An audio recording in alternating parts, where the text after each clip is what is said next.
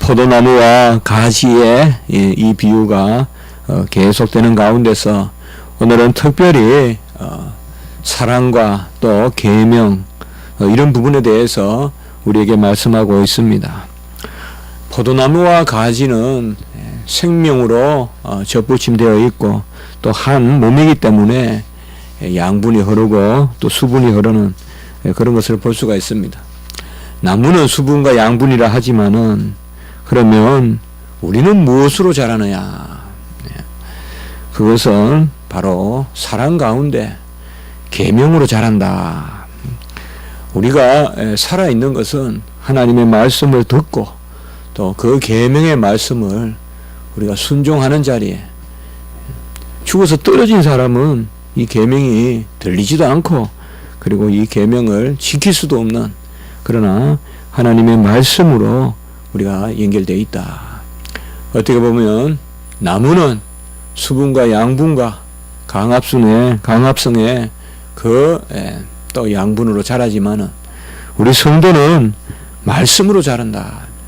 말씀이 우리 안에 흐르고 말씀이 수분이고 양분이고 다른 것으로 되지 않고 오직 말씀이 우리 안에 임하여야, 그 말씀이 흘러야 우리 안에 생명이 약동하고 또 자라감이 있다.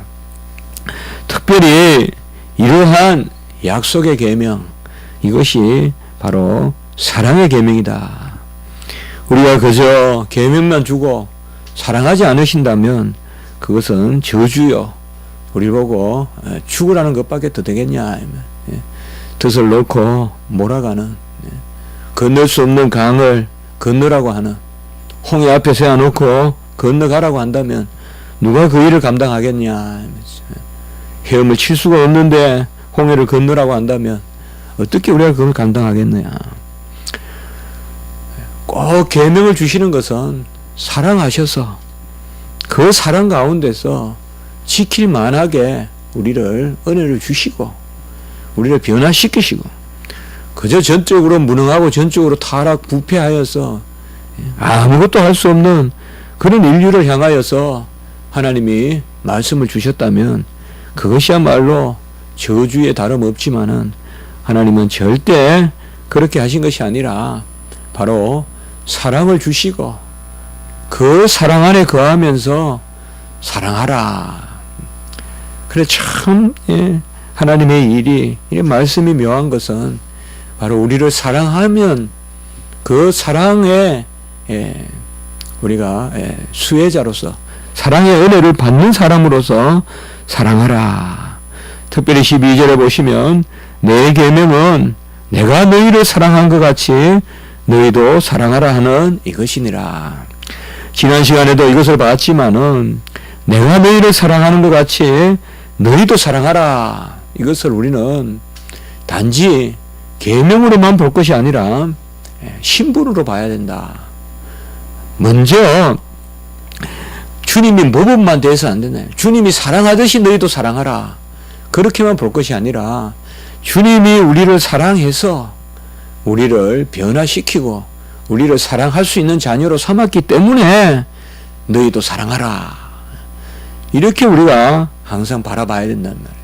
이것을 그저 모범으로만 읽고 주도 사랑하였듯이 우리도 사랑해야 된다. 주님의 모범을 쫓자. 이렇게만 본다면 나도 주가 될 수 있는 것이고, 이건 경건주의가 되는 거죠. 내가 공로를 쌓고 내가 경건에 능력이 있고 내가 주를 본받아 살면 주님 같은 그런 지경으로 경지로 올라가는, 그게 아니다. 내가 너희를 사랑한 것 같이 너희도 사랑하란 말은 먼저 내가 너희를 사랑하여서 너희의 신분을, 자격을 사랑할 수 있는 그런 사랑의 자녀 삼았기 때문에 너희도 사랑하야 마땅하다.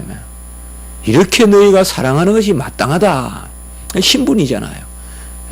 우리가 악인이면 사랑하는 것을 마땅하다 하겠어요. 우리가 사랑받은 자녀같이, 우리가 오늘 이제 설교도 보겠지만은 에베소서에 사랑받는 자녀와 같이 우리가 행하라. 사랑받는 자녀와 같이 행하라. 바로 주님께서는 우리에게 걸맞는 신분을 허락하시고 그리고 그 신분에 걸맞은 그런 요구를 하신다. 바로 주님께서 이 땅에 오셔서 우리가 마땅히 해야 될 것을 가르쳐 주셨잖아요. 살인하지 말라라고 옛사람에게는 말하였거니와 또 살인하지 않으면 된다라고 생각했거니와 너희에게는 내가 말하노니 형제에 대해서 저주하지 말고 형제에 대해서 노하거나 나아가라 하지 말고 그게 바로 살인이다. 형제를 대해서 막 저주하듯이 노하거나 그리고 나아가라 하고 폄하하거나 비판하거나 이게 곧 사랑이다. 살인이다. 그리고 재물을 드리기 전에 사과해라. 이런 부분들 화목해라. 화목지 못하면 살인이다. 그리고 서로 눈에는 눈, 이에는 이라고 했지만은 너희는 오른밤을 맞으면 왼밤을 갖다 대라. 그리고 오리 가자면 심리 가져라. 주님이 이제 가르쳐 주시는 거예요. 구약에는 눈에는 눈, 이에는 이라 했으면 너희는 오리 가자면 심리 가지고 그리고 오른밤을 맞으면 왼밤을 갖다 대주라. 이웃을 사랑하고 원수를 미워하라고 레위기 19장 18절에는 말했다면 너희는 원수를 이제 내 몸과 같이 사랑해라. 이런 명령을 주셨단 말이에요. 훨씬 더한 명령을 주셨다. 어떻게 보면 동일한 명령이지만은 지켜야 될 그런 본질을 이제 말씀하죠. 구약 시대 때는 어떻게 보면 아직까지 아동기적 수준에서 준수를 요구하셨다면 이제 이 시대에 새 시대에는 성숙한 그런 성인의 시대, 새로운 시대의 경륜은 바로 하나님께서 우리에게 율법 자체의 본질을 지켜라. 뭐 어떻게 이것을 지킬 수 있느냐? 그게 바로 마태복음 5장 17절에 율법을 완전하게 하려 하며, 이 완전하게 한다는 말은 율법을 완전하게 한다는 말이 아니라 그 율법을 완전하게 지킬 백성을 조성하겠다. 은혜 가운데 바로 예수 그리스도께서 이 땅에 오셔서 율법을 다 이루심으로 그 의를 받는 자마다 그의 은혜 가운데서 법을 지켜 행한다. 칼빈은 이것을 율법의 제3용법이다. 주요한 용법이다. 그리고 가장 고유한 법의 용법이다. 라고 그렇게 언약의 신학을 꿰뚫어 이야기했습니다. 그리고 5장 그 이전에 보면 먼저 나오는 말씀이 팔복 나오고 바로 나오는 말씀이 바로 너희 의가 서기관과 바리새인보다 낫지 아니하면, 서기관과 바리새인보다 나은 의는 뭐냐? 서기관과 바리새인은 공로주의다 이 말이에요. 공로주의의 항상 맹점이 뭐냐? 함정이 뭐냐? 할 수 있는 것은 하고 할 수 없는 것은 안 하겠다는 거예요. 공로주의는. 할 수 있는 것을 하는 것은 상당히 좋아 보여요. 펠라기우스 아주 윤리적인 사람이에요. 그러나 내가 못하는 것은 그 수준으로 하나님 말씀을 끌어내리는 거예요. 내가 할 만한 것만을 하면서 할 수 있다라고 이야기하는 거예요. 이게 바로 공로주의예요. 공로주의는 항상 하나님의 계명을 끌어내리는 거예요. 있는 그대로 말씀을 보고 하루도 나여 내가 무능하다라고 가슴을 치면서 나가는 것이 아니라 내가 지킬 만하게 하나님의 말씀을 각색해서 그것을 내가 지킬 수 있다라고 이야기하는 거죠. 이게 다 펠라기우스주의고 알미니안주의고 공로주의다. 그러나 너희 의가 서기관과 바리새인보다 낫다는 것은 뭐냐? 바로 우리는 할 수 없으되 하나님께서 우리를 변화시키시고, 그래서 주님께서 마태복음 5장에 먼저 이 말씀을 하시고 계명을 주셨다 이 말이에요. 내가 너희에게 말씀하네요. 오늘 여기에 내 계명, 이것은 곧 새 계명, 이것은 계명이 다른 것이 아니라 이제 은혜 받은 백성이 어떻게 이 새로운 시대에 보혜사 성령을 받고 다 이루신 예수 그리스도의 영을 받은 백성이 어떻게 살아야 되느냐. 훨씬 구약 백성보다 더 많은 것을 요구하는데 그것은 우리 능력이 더 많아져서가 아니라 바로 은혜의 영을 받았기 때문에, 자녀의 영을 받았고 구속사적으로 성취된 영을 받았기 때문에. 그래서 오늘 여기 말씀도 내가 너희를 사랑한 것 같이 너희도 사랑하고 13절에 보면 이 사랑이 친구를 위하여 목숨을 버리면 이보다 더 큰 사랑이 없나니. 이게 다분히 구약에 말씀하고 차원이 다른 것입니다. 친구를 위하여 목숨을 버리는 그 큰 사랑을 해라 라고 이렇게 말씀하고 있습니다. 마태복음 5장 48절 마지막 절에 보면 우리가 잘 아는 대원칙이 있죠. 그러므로 하늘에 계신 너희 아버지의 온전하신 것 같이 너희도 온전하라. 이게 어떻게 보면 새로운 우리 백성에게 요구하는 것입니다. 하나님의 온전하신 것 같이 우리가 어떻게 온전할 수 있냐 이 말이에요. 내가 거룩하니 너희도 거룩하라. 내가 온전하니 너희도 온전하라. 어떻게 우리가 온전할 수 있냐. 이것은 결국 하나님이 먼저 우리를 사랑하시고 달리 말하면 우리를 온전케 하시고 그리고 그 가운데서 지켜 행하라고 명령하시는 것이다. 그래야 오늘 말씀의 후반부에 보면 바로 친구를 위하여 목숨을 버리라 하고는 바로 네가 내 친구다 이렇게 말씀하고 있습니다. 그래서 어느 성경을 봐도 하나님은 그저 명령하지 않아요. 우리를 바꿔놓고 명령하세요. 우리의 신분을 바꿔놓고 명령하지 그대로 죄가 있는 백성, 허물이 있는 백성을 놓고 명령하지 않아요. 절대 능력 주시지 않고 직분 주지 않고 절대 은혜의 길을 예비하지 않고 이스라엘 백성을 홍해 건너라고 내몰지 않아요. 먼저 하나님이 다 정했어. 그래서 너희는 친구를 사랑하라 하고 말씀이 아주 이렇게 자연스럽게 주님께서 말씀을 옮기면서 친구를 내 몸과 같이 사랑하라 하면 그거보다 더 큰 사랑은 없다. 그리고 너희들이 친구를 그렇게 사랑하는 것은 진정한 친구는 내가 너를 진정한 친구 삼아줬기 때문에 꼭 이것이 바로 요한복음의 윤리입니다. 이게 기독교 윤리예요. 기독교 윤리는 먼저 우리 됨을 가르쳐야 돼요. 우리가 은혜의 백성이라는 걸 가르쳐야 돼요. 우리가 사랑받는 자녀라는 것, 사랑받은 자녀라는 걸 가르쳐야 되고 우리가 하나님의 친구가 되었다. 예수님을 보내셔서 그러니 우리도 친구같이 이웃을 사랑하라 이 말이에요. 그 계명이 바로 완성이다 이 말이에요. 더 큰 사랑은 없다 이렇게 말씀하는 것입니다. 항상 우리가 가진 담대함은 무엇이든 구하면 주시는 것인데 그것이 바로 우리의 신분이고 그것을 하나님께서 우리에게 인도하신다. 오늘 16절 후반부에 보면 내 이름으로 아버지께 무엇을 구하든지 다 받게 하려 함이라. 이것은 우리가 이미 익숙하죠. 자주 말씀을 나누듯이 너희가 내 이름으로 무엇을 구하든지 내가 친히 행하리라는 14장 13절 14절에 또 이미 말씀하셨고 또 15장 7절에도 보면 지난주에 봤죠. 내가 너희 안에 거하고 너희가 내 안에 거하면 무엇이든지 원하는 대로 구하라. 그리하면 이루리라. 그리고 오늘 16절에 보면 내 이름으로 아버지께 무엇을 구하든지 다 받게 하려 함이라. 이것이 뭐냐? 16절 전반부에 보면 너희가 나를 택한 것이 아니요 내가 너희를 택하여 세웠나니. 주님의 명령은 선택된 백성에게 주어지는 거예요. 언약 백성에게 주어지는 거예요. 언약의 계명이 언약의 법이고 언약의 율법이지 약속 없이 주님이 명령하지 않는다. 이걸 루트가 착각한 거예요. 그래서 루트 안에는 언약 신학이 더 이상 발전하지 못하는 거예요. 우리는 언약이 상까지 가는 거예요. 그 아브라함의 약속이 430년 후에 모세까지 가는 거예요. 그래서 개혁주의는 삶이 있는 거예요.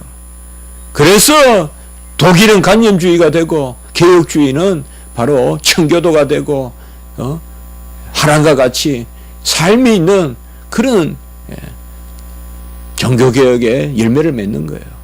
여기에 큰 차이가 있는 거예요. 율법을 저주로 본다. 율법은 그저 우리를 힘들게 한다. 그렇게 하면요. 결국은 뭔가 하면요. 율법주의하고 율법 폐지로는 붙어 있다는 거 아셔야 돼요. 율법의 저주다라고 생각하는, 이제는 은혜의 시대니까 율법은 폐지됐다고 말하면 그 속에는 뭐가 들어있느냐? 복음을 강조한다는 게 들어있는 게 아니에요. 진짜 복음을 강조하는 사람은 율법을 지켜야 돼요. 은혜 가운데. 그게 복음이에요. 율법 폐지는 뭐냐? 율법주의하고 통해요. 왜요? 내가 지킬 수 있는 것을 지키겠다는 뜻이에요. 못 지키겠다는 폐지라요. 그러니까 율법주의와 율법 폐지주의는 사실상 다 공로주의예요. 그 본질상 다 공로주의예요. 내가 뭘 하려고 하니까 할 수 있다는 쪽으로만 쏠리면 율법주의가 되고, 내가 뭐 하려고 하니까 못하겠다 그러면 율법 폐지가 되는 거고. 그러나 우리는 내가 하는 것이 아니요, 바로 주님께서 하는 것이다. 그래서 하나님의 법을 즐거워하고 계명을 즐거워하고 사랑의 계명을 받고, 이것은 율법주의가 아니라 진정한 복음주의다, 곧 개혁주의다 이 말이에요. 우리는 말씀대로 살아야 돼요. 그때 우리에게 윤택감이 있고 즐거움이 있고 은혜의 역사가 있는 거예요. 말씀대로 사는 것은 뭐 은혜 받은 백성이 뭐 그렇게 힘들게 신앙생활 하냐, 그건 몰라서 하는 이야기단 말이에요. 어찌 빛이 빛을 비추는 것을 어렵다 하겠어요? 어찌 꽃이 향기를 내는 것이 어렵다 하겠어요? 마땅히 내야 되죠, 향기를. 그게 꽃의 꽃다움이고 그게 가장 아름다운 모습이죠. 어찌 아름다운 꽃이 맨날 푸르죽하게 그렇게 시들고 있어야 되겠어요? 마땅히 하나님의 자녀는, 사랑받은 자녀는 사랑을 하면서 살아야 그게 즐거움이죠. 그게 인생의 마땅히 목적이잖아요. 이걸 자꾸 착각해서 이분법적으로 말씀을 지키는 것을 힘들고 은혜는 즐겁고 이게 아니라 이 말이죠. 그것을 오늘 우리에게 말씀하여 주시는 것입니다. 먼저 우리를 친구 삼아 주셨기 때문에, 종이 아니라 친구라고 했기 때문에, 율법에 매여서 어떤 노예와 같이 애속되어 있는 그런 몽학성색과 같이 하여 있는 너희가 이제는 종이 아니라 친구라 하였거늘, 우리가 하나님의 말씀을 친구라 하였거늘, 말씀을 우리에게 주셔서 그리하여서 열매 맺게 한다. 16절 중반부에 보면 그렇게 말씀하고 있습니다. 혹자는 자꾸 오해하기를 우리 지상의 삶은 마치 구원받으면 끝이다. 그래서 늦게 믿고 구원받자. 마치 이렇게만 신앙생활을 이해하는데 그게 아니다 이 말이죠. 정말 우리의 삶은 하나님께서 우리를 열매 맺게 하시고 너희로 가서 열매를 맺게 하고 또 너희 열매가 항상 있게 하여 내 이름으로 아버지께 무엇을 구하든지 다 받게 하려 함이라. 항상 우리가 주목해야 돼요. 무엇을 구하든지 다 받게 하려 함이라. 그리고 내 계명을 지키라 그러잖아요. 이걸 두 가지가 하나란 말이에요. 계명을 지키는 것이 무엇을 구하든지 다 받게 하려 함이라. 계명을 지키는 것이 공로주의가 아니라 이 말이에요. 은혜 가운데 사니까 계명을 지키는 것이다. 어느 곳을 보세요. 특별히 요한복음에 보시면 요한 1서도 마찬가지고 요한 1서 1장이나 5장이나 요한 1서도 마찬가지고 언제든지 보면 계명을 줄 때는 은혜가 있다 이 말이에요. 우리가 이제 다다음 주쯤 보겠지만은 15장 24절에도 보면 지금까지 너희가 내 이름으로 아무것도 구하지 아니하였으나 구하라 그리하면 받으리니 기쁨이 충만하다. 이렇게 말씀하면서 바로 계명을 지키라. 그리고 요한 1서도 우리가 말씀을 보면 요한 1서에도 그대로 이 말씀이 나온단 말이에요. 요한 1서에도 보면 3장 22절에 무엇이든지 구하는 바를 그에게서 받나니 그리고 이는 우리가 그의 계명을 지키고 그 앞에서 기뻐하는 것을 행함이라. 자, 이 구절을 잘 해석해야 된다면 무엇이든 구하는 바를 그에게서 받나니 지금 기도가 나오고 이는 우리가 그의 계명을 지키고 그 앞에서 기뻐하시는 것을 행함이라. 행하니까 받는다 이렇게 볼 것이 아니라 전체적으로 은혜 가운데 우리 자신이 행하려고 할 때 그때 기도의 역사. 그래서 우리가 저번에도 나누었지만은 말씀을 받고 말씀대로 행하려고 하면서 기도해라. 흙탕물에 발이 빠져 있는데 정결하게 해주십시오. 정결하게 해주십시오. 기도하면서 발은 여전히 흙탕물에서 노닥거리고 놀고 있으면 되겠냐. 발을 빼내면서 기도하라. 그렇게로 말씀드렸잖아요. 오늘 우리가 말씀을 통하여서 바로 그것을 우리에게 말씀합니다. 그러니 주님께서 나에게 명령하시는 것이 바로 기쁨이다. 은혜다. 이것을 우리가 잘 기억해야 되겠다. 내 이름으로 무엇을 구하든지 다 받게 하려 함이라. 이게 바로 내 계명을 지키라는 말씀이다. 이 말이죠. 다 은혜로 할 테니 은혜의 삶에 동참하라. 이게 바로 계명 준수다. 정말 즐거운 일이다. 마땅한 바다. 포도원에서 일을 하는 것이 누리는 것이다. 즐기는 것이다. 그것을 오늘 우리에게 말씀하고 있습니다. 우리는 아무에게도 친구가 될 수 없습니다. 그러나 하나님이 우리에게 사랑의 그런 은혜를 베푸셔서 우리도 이제 사랑받은 자녀요, 사랑하는 자녀로서 주님께서 세우셨습니다. 그러므로 우리가 미워하고 원수나 누구든지 우리는 친구가 될 수 없습니다. 우리가 어찌 원수와 친구합니까? 그러나 주님은 원수를 위하여 죽으셨잖아요. 그 영을 우리에게 주셨기 때문에 우리도 기도하면 용서할 수 있고 또 원수도 내 몸과 같이 사랑할 수 있습니다. 없다 하면 안 됩니다. 은혜를 주셨기 때문에 할 수 있어요. 은혜 가운데. 그래서 1.1핵이라도 폐지되지 않는 것입니다. 주님이 말씀하신 것은 우리가 할 수 있는 것을 말씀하신 것입니다. 다만 주님의 은혜로 감당하는 것. 그러니 우리가 그 은혜를 생각하면서 할 수 없다 하고 마치 이건 못한다라고 말씀을 끌어내려서 그저 자족하면서 이 정도면 됐지. 내가 이 정도 이웃 사랑하면 됐지. 그것은 서기관과 바리새인의 모습이다. 우리는 원수를 내 몸과 같이 사랑하라 그랬으면 은혜 가운데 그것을 우리가 행하려고 나아가는 것, 계속 힘쓰는 것, 그 가운데 하나님을 더욱 고상하게 하신다. 오늘 말씀을 우리가 이렇게 정리해 볼 수가 있겠습니다. 한번 기도드리겠습니다. 하나님 아버지 감사합니다. 우리를 친구 삼아 주시고 종이라 여기지 아니하시고 그리하여 우리도 이제 이웃을 친구와 같이 여기고 우리 주님 목숨을 주시고 생명을 주심으로 우리를 구원하셨듯이 우리도 친구를 위하여 목숨을 주는 것보다 더 큰 사랑이 없다라고 이렇게 말씀하여 주셨습니다. 하나님 아버지 아무것도 우리는 할 수 없습니다. 은혜가 아니면 움직일 수도 없습니다. 고개를 돌릴 수도 없습니다.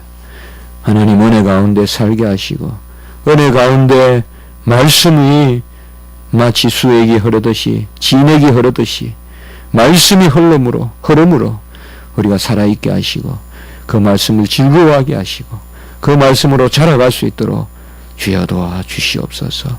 우리를 사랑하시는 그 은혜 가운데서 마땅히 사랑받는 자녀와 같이 행하는 저희들이 되게 해 주시옵소서.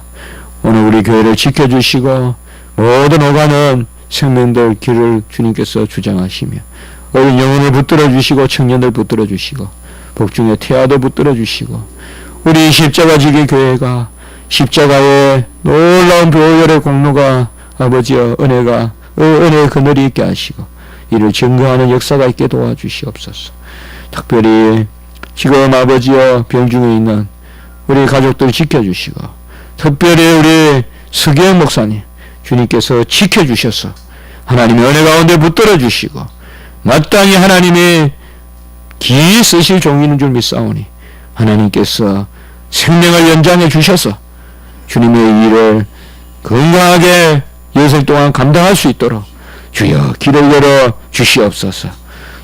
예수는 사모에게도 함께하여 주시고 우리 모든 성도님들 오늘 한날 붙들어 주시옵소서. 건강하게 주를 위해 건강할 때 주를 위해 살게 하여 주시옵소서. 우리 구주 예수 그리스도 이름으로 감사하며 기도드리옵나이다. 아멘.